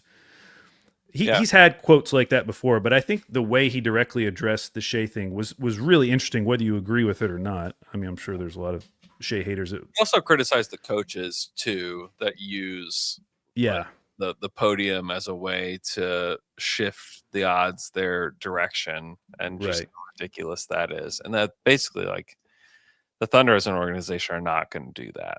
They're not going to have Mark sit up there at the podium and do that. And I don't think that's not Mark's inclination anyways, but that's just not the way that they're going to operate. Yeah. Other things, I mean, we mentioned it with Ben, but it really did make me laugh that he said we try to trade up every year. I just don't feel like we've ever heard him say that. And I do think it's true. And both him saying that and him talking about how much he likes this draft, calling it a really deep draft, does make me feel like he is interested in trading up. I have no idea who would be for, but I don't either. Burries is the only guy that I can figure that actually makes sense there. Yeah. If Dort is going to move on and they feel like they need somebody else around that size that can contribute, and maybe the Thunder, they're clearly not of the mind that they need to have this big 6'8", 6'9" forward as a part of their team, even though I'm very into that and a lot of Thunder fans are into that. They like the idea that you can have guys that scale up, and it's largely worked. They won the NBA title doing that for the most part. And Burries kind of fits that mold in so many ways. So if it's Burries, I would totally get it. But there's also a chance that Burries is available at 12. That wouldn't be crazy. Yeah. If he fell to 12. So I also thought his comments on the lottery system were interesting. We've kind of talked before about why he may have been interested in this particular proposal, and he said right off the bat, the best thing about it is that it's That it sunsets could be in 3 over. years. Yeah, That is not a long-term deal. But then he mentioned that perhaps that they do find a system that isn't tied to record entirely. record. Is he talking Which about tokens? I was waiting for the follow up asking about basket bucks. Are you talking about the basket bucks proposal, Sam? And The if more you I think thought about it, I would love that. I think it would be great. if you think about it, like it really, it does hurt small markets in some sense because of all the things we've been talking about since the tanking years, because it takes out that potential path, or at least makes it more difficult. But it also really benefits smart front offices. Yeah, you just can't be dumb. Like the Kings would just like maybe cease to exist. The more game theory that you introduce into whatever, and he even said he basically said I like complex proposals. Yeah. He's like, the simplest proposal isn't always the best. And that really makes me wonder if he's into that credit system that I was talking about a few weeks ago. Credits would be awesome. Dana saying in the chat mentions the wheel. I don't like the wheel. I hate the wheel. I like the wheel. I like the variation of the wheel. I like the wheel variation. I like the idea of like getting like these tokens every year. And for them to be physical. And they have to turn them in. Yes, they have to, they're like little gold coins. They have to like walk them up to Commissioner Silver. And you count them out in front of them. Mm-hmm. Pay however much you want to pay. 2. Yes, I would love that. But I did think that was interesting to hear him say that. Yeah. I would have... I'm sure the answer is just like, my response is based on where the team was at that time. But I'm sure if you went back and heard him talk about the lottery system or the lottery form back during the tanking years, it would sound a lot different than this.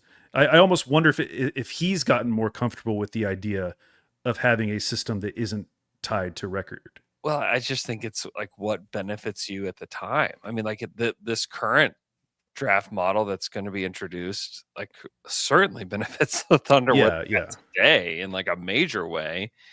And then maybe you figure out a way in the future for it to not be tied to record. And then like you ultimately, like, I don't think you mind like the way that it was before, because it does give you like a pretty logical path to get there, but also knowing that like the path to get there is like pretty painful for your fan base. And it's like one that like not everybody understands, And so like maybe if you can like come around to a different model that doesn't require losing like that one did, maybe it's not the worst thing in the world for the league. But to have like a planned out path forward at the time when it's like, they're at the tail end of this Paul George Westbrook, debacle, knowing that they're heading toward that. Yeah. Like you want to keep things as similar as possible because you do have a pretty like clear view of like what your future looks like. And now like the Thunder, they intend to be good for a long time. As long as they have a good and healthy Shai Gilgeous-Alexander, they're going to be a really good team for a long time. Like they can afford to like sit back and wait for everything to unfold and then like really come out with like a logical way to approach it when it is time to rebuild again. But that's hopefully far, far in the future, whenever like this new system is actually in place and you have time to figure it out. Like back then it was like, oh no, like this is about to happen for us. Yeah. Like better not, we don't want it to change because we have a pretty clear path to get to where we want to go. And they, even though it didn't, even though the lottery odds did change, they still took that path anyways, and it worked for them. But I don't think people have really come to grips with how depressing the relegation zone is going to be when we get to March. Dude, it's going to be real sad. It's going to be really, really sad. The teams that like can't get out. It's going to be, like is suffering that season, which we've had those seasons, and they can be fun in the moment, but it's only fun if you know like we're gonna get good odds and maybe get a top pick. The idea that especially there's gonna be some team who is just like hanging around like 6 or 7, but then starts playing poorly right at the end of the season. It's going to happen. Some team is going to be tanking like for no like they're not going to want to be losing, but it's going to be happening at the end of the season. And as they inch closer to that relegation zone, I mean, it's going to be drama. It's actually going to be quite entertaining. It's so mean though, like because I love the Premier League and like following the relegation teams during the season as it gets to the end. Yeah, I mean it's like the highest level of drama because like these teams are losing millions of dollars by dropping down. Yeah. But there's also this thing where you can like cope with it, where you're like, well, we can go to the championship, which is the second division, and be dominant. Like it'd be fun to be dominant for a year and then come back, even though that doesn't always work out.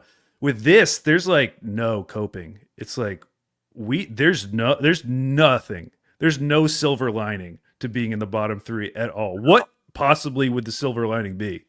Maybe it's so bad that like the owner has to change things if you hate your GM or something. It's going to shake some of these bad teams. Because if you're a GM, like you can't put a bad product on the court anymore.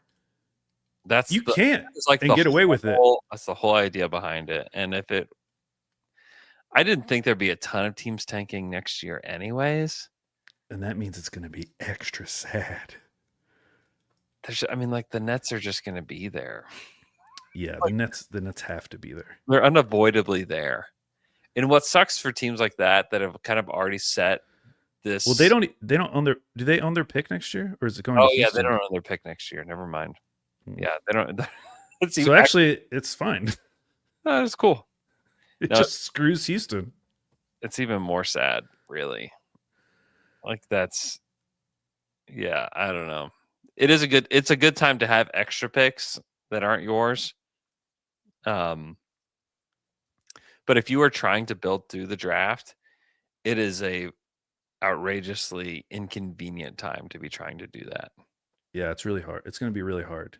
Now, luckily, I mean, if they instituted this last year, and you had this for this draft, yeah, I think it'd be even.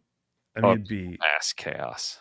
Yeah, because, and who knows? There might be a player at the top of next year's draft who we feel like could have been, in a similar tier of these guys next year. But I don't. At least it doesn't seem like that. Yeah, so many people talk about it. But man, it's just going to be really rough for a couple fan bases. It's going to be really, really rough. They could still get lucky. They're not all going to fall, but one of them. One of them's definitely falling.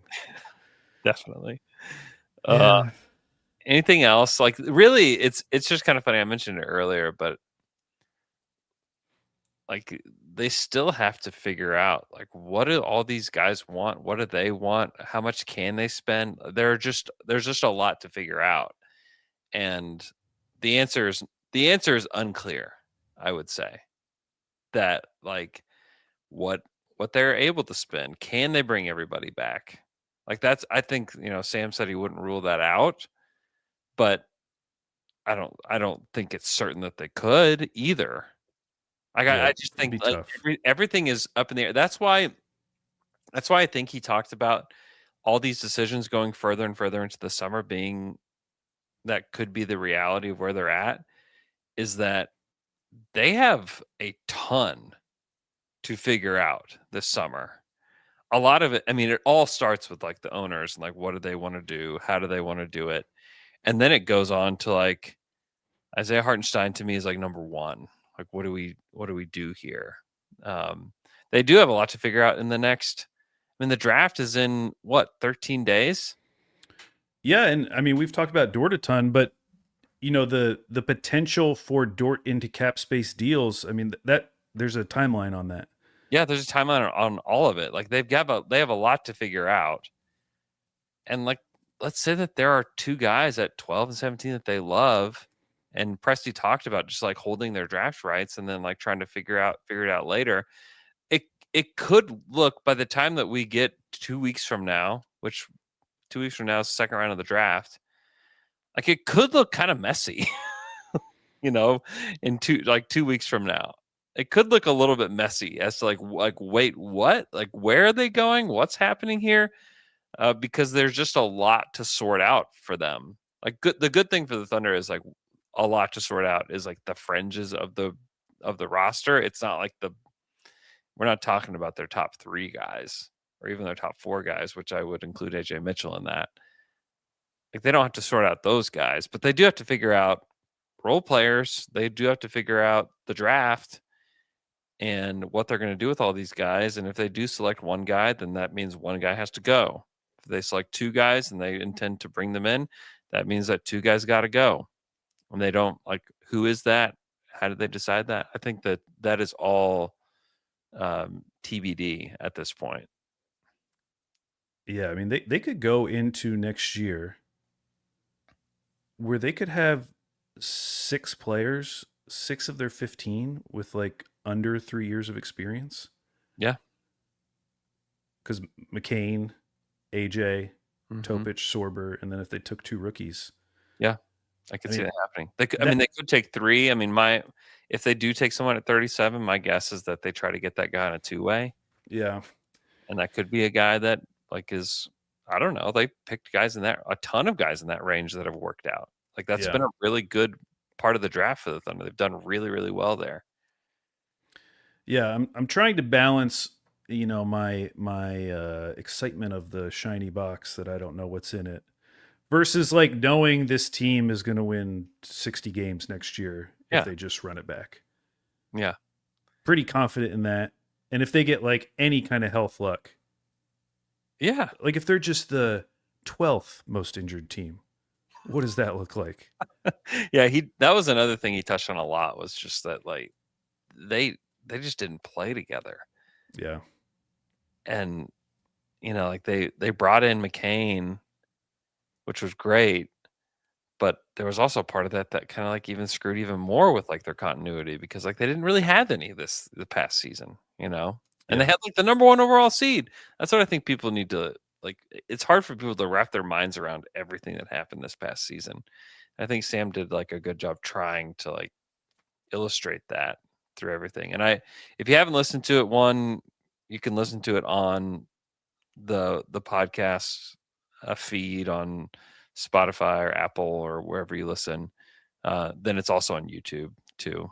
So you brought up McCain. I did think his comment about McCain, he said something to the effect of like, he's not just a guy coming off the bench shooting threes. Yeah. Like he seemed very excited about the Jared McCain's potential.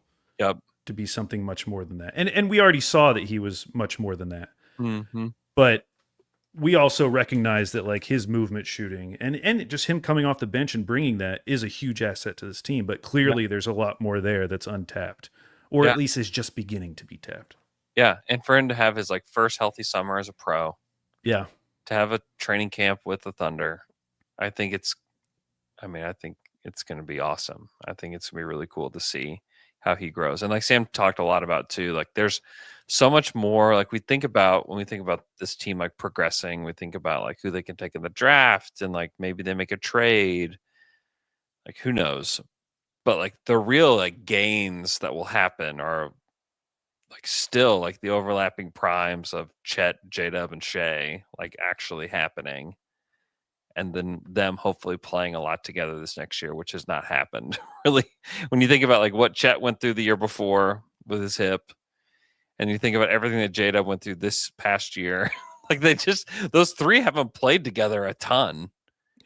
Yeah. And like once they're able to do that, like I don't know. I think there's a lot to uncover there, with those 3. Then plus AJ Mitchell and McCain, like we talked about, and I would guess iHeart comes back, like getting more minutes with all those guys all together, and then you have like whatever Sorber becomes. What the heck is Topic? Like there's just a lot to discover even outside of who they take in the draft, which I think will be interesting. And I do think they will find at least one really meaningful player that in like over the course of the next year will be like, oh my gosh, I can't believe they got this guy in the draft. I think that's the kind of guy they'll be able to get at 12 in this draft. I think that they can find a very, very meaningful player at 12 in this draft. So there's just a lot to be excited about for next year. Yeah, it's exciting because the floor is so high. Yeah. Like the things we're worrying about is like the highest level. Yeah. None of us are worried about the regular season. No. Like it'd be nice to get the 1 seed again, just to have home court against the Spurs, but like none of us are really worried about the regular season. We're not even worried about seed again like they did this past year. They got like all these injuries. It didn't matter how many injuries they had, they still got the number 1 overall seed. Like we're already to the point where it's like, okay, the second round, maybe I could foresee a scenario where I need to start worrying. Like that's how far I'm looking out. Like the floor of this team is so high. Yeah. Which I think is super exciting because I hope that leads to them experimenting even more. If they really do have all of these young guys available and on the roster, I would be fascinated to see how they go about trying to develop them all. Yeah. Yeah, and if any team could do it, it's a team led by Mark Daigneault, honestly. And that's one of the reasons why Yaxel is so interesting, because it's like you can send a 24-year-old to the G League, but like if you're drafting a 24-year-old, like you're in it. Like the time is now. He better be good. You got to play him. Like he better be good. Because the amount of guys that he is like the same age, like he's basically the exact same age as Chet.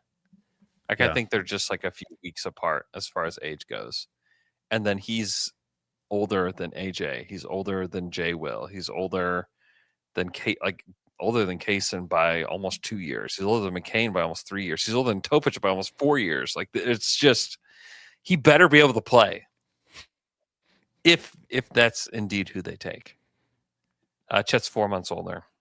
Daniel sitting in the chat says. So that's funny. Yeah.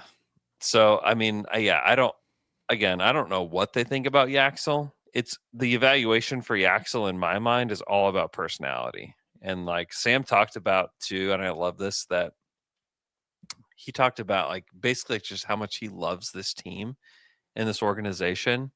And like you're only gonna let certain people become a part of this and like walk the halls with you, and he's like, just because we don't choose you doesn't mean you're a bad person or anything. He said like most of the guys in the draft are great people. Like a lot of people check that box.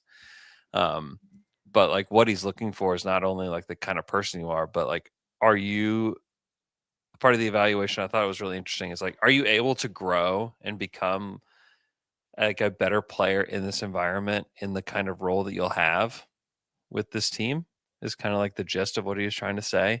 And I thought that was really fascinating too. And like trying to make that judgment, I think is very interesting. And you can see it with a lot of these guys. You can see it like even with Sorber and like just the kind of the way that he operates and the things you kind of hear about his development.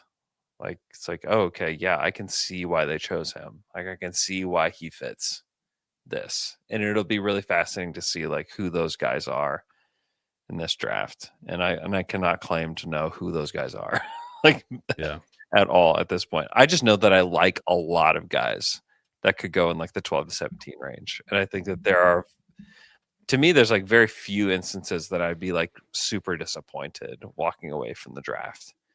Do you think if Mitch McGary was in this draft, would he be so charming that Presti would still want to draft him? Is that what it was? Was it charm? He seemed like a very charming guy. I was around Mitch a little bit. I don't know if it was charming. No, wasn't he really into snakes? He's into snakes, into bowling. That's pretty cool. That is one where, like, if somehow we got Sam Presti to get on down to dunk someday, and we get to just ask him whatever. Yeah. Like, tell us about the Mitch McGary draft. Yeah, I would want to know that. Yeah, everyone would want us to be asking about like the Harden trade and all these like big moments in Thunder history. We're like, no. walk us through just like what it was like talking to Poku. Like, what did you think Poku could be? Tell us about Mitch McGary. I saw some meme on it was shared on NBA Reddit of the Spider-Man Tobey Maguire like squinting and then putting on his glasses, and it was Wemby, and then he put on his glasses and it was Poku. And I just hadn't thought about Poku in maybe a week, and so I went on eBay and started looking at Poku autographs and low numbered cards just to see like, okay, if I wanted to waste my money on something and start a really nice Poku collection, how much would it cost me? And folks, not that much. You can get like numbered autos for $8, like really nice cards. So I spent a little too much time scrolling. There's a lot out there. That is so funny. He also has EuroLeague cards now. Those go for a little bit more because they're a little more current. But he's also not. He's playing about as well as he did here. And I know. That's what I googled next. I was like, "How's he doing?" Not so like, hot. Points per game was like 4. Yeah, but he was the perfect tanking player, though. If I can get a 1-of-1 Poku, I might have to do it. You know, it's an investment for my son. Son, this will pay for your college, which means you may not be going to college. Son, you don't know how much joy this young man brought me once upon a time.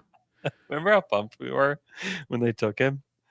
Dude, I was... I mean, Luke wrote a song that is on our YouTube channel right now. That is based on the Pokemon theme song. If you haven't seen that, or if you have seen it and you haven't watched it in a while, you can go see that on our YouTube channel. And honestly, and I mean this as a compliment, but like Jared McCain is the closest I've felt to that since Poku. Yeah, where it's just like a player. I just love them. Yeah, I just like want them to succeed, and it makes me excited to watch them. No question. Obviously, like very different. One is a much better player, but I get the same joy. Good. One is actually good. The other one was just a character. Yes. But they both bring me a lot of joy. McCain is so unique in that, like, the fan base, it took 0.0001 seconds for the fan base to gravitate toward him. And then, like, once he's in the game, in any game, like, the fan base there's almost nobody else on the roster where if they make a 3 that they get a pop like Jared McCain does. I don't know that there's anybody else. It would be J Will. I mean, J Will's the only one that comes close. And I think the pop is even bigger for McCain. Andrew, are you trying to sow discord among the Thunder locker room? I'm not. I'm just trying to say that there's something, and I said this in a couple different places, but like after the exit interviews, I don't know how you could trade that guy, because like so much of like what the crowd is responding to is not just the kind of player that he is, which is a very fun player. And like when he gets on a heater, there's almost nothing more fun. But it's like the response is also to the kind of person that he is and who he is. And like, there's this like, and that's why people do respond to J Will as well, because he's just as smiley. But man, what a dumb thing Daryl Morey did. Thank you, Daryl. Shout out to Daryl. Jonathan Allison says, I've got a Poku 1-of-1 for you. But let me tell you about my Ferguson 1-of-1 rookie sneaker auto card. Wow. That honestly, even with Ferg on there, that sounds pretty cool. 1-of-1 sneaker auto. That is pretty cool. Although we were very down on the T-Ferg pick. We had a draft party, and at that draft party, we had everybody booing the Terrence Ferguson pick. Which and that's why he didn't succeed. Because no one believed in him. No one believed in Terrence Ferguson. It's true. It was one of the rare drafts where I was very right about the guys that I really liked. it was not a Poku draft. Where like the guys that McKelly and I were just obsessed with was OG and Derek White. Like those are the two guys that we were just obsessed with. And we got Terrence Ferguson instead. Like, no. OG is so good. Dude, he's been unreal. He was so good in that game. I hate that they lost in a game where he was so good, but oh man. Now, Andrew, what would you have done if you walked outside MSG? Of course, you always wear your Thunder jersey to all games, and I'm always wearing just Thunder garb to every game I go to. Yeah, what would you have done? Just when the Knicks fans descended on you, run as fast as I could to my car. That is genuinely like one of the scariest things, like mob mentality, where you like know you can't reason with anyone, and you're just hoping that you see someone that's nice that will like protect you. Yeah, there's no way you can take on 10 people, dude. It is terrifying. This is absolutely terrifying.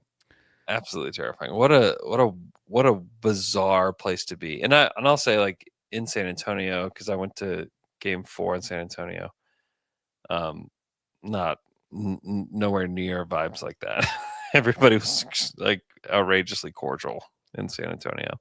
Yeah, I mean, I will say I don't remember if it was after Game 5 or Game 7, but I walked out and there were people harassing this kid was probably like 15, Pacers fan with his mom, and someone like knocked his hat off, but like there were Thunder fans who like immediately stepped in. Oh, that's to good. Like prevent it from going any further. But it's just like, it's so lame, man. What are you doing? Like, it's so cool getting to travel and watch your team play in a city you've never been to. Yeah, so it was cool. Great. Yeah, it's so cool that people would want to come to our city. Yeah, even though it's to see their team. I remember the day after the finals ended, walking through the Botanical Gardens and that whole area, and there were just Pacers fans just like walking around still like in full garb, just enjoying OKC. I'll say that like I took my family down to Game 4, and we had an awesome time in San Antonio. The game obviously sucked, but like we had an amazing time in San Antonio, and my kids were wearing Thunder gear the whole time, and no one really gave any of us a hard time at all. Yeah. We had a blast. We had an awesome time down there. So, well, it's a shame we didn't make the finals, because who knows, that could have been the L-Man. The L-Man videos, and that would have been funny at least. Wouldn't wish it on him. But just imagine seeing L-Man in all these viral videos. L-Man would have been there too. But he would have been there as I think he was. I mean, I think he has finals. You don't think he'd be wearing his 69 numbered jersey? I wish he would. Oh wait, is that a Down to Dunk jersey, or does it just say Down to Dunk as the name? No, it just says Down to Dunk. He had it specially made. Okay. Yeah. Yep. That's true.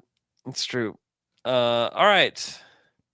It's so late. I did not think it was going to be this late. We've almost recorded for 2 hours. I did not think that was going to happen. Shout out to Ben. That was great. Yeah. Support Ben's work. He's always been great to join us. And man, looking forward to the draft. For The Athletic, we are doing a live draft show in Chicago at our studio in Chicago. And so S is going to be hosting it. We've got multiple people from The Athletic that are going to join us that night to do a live draft show. It's going to be very fun. I'll be there producing it. I'll probably hop on after the Thunder pick too. So you can follow along there as you watch the draft, have a little second screen. That should be super fun. So I can't wait for the draft. I'm very excited for that. Hope you guys are doing great. Appreciate you guys tuning in. If you're listening in late, got a ton of people listening in late here on a Wednesday night, an off night during the NBA Finals. We appreciate you guys, and we'll talk to you guys again on Friday. Until the dawn, until the dawn.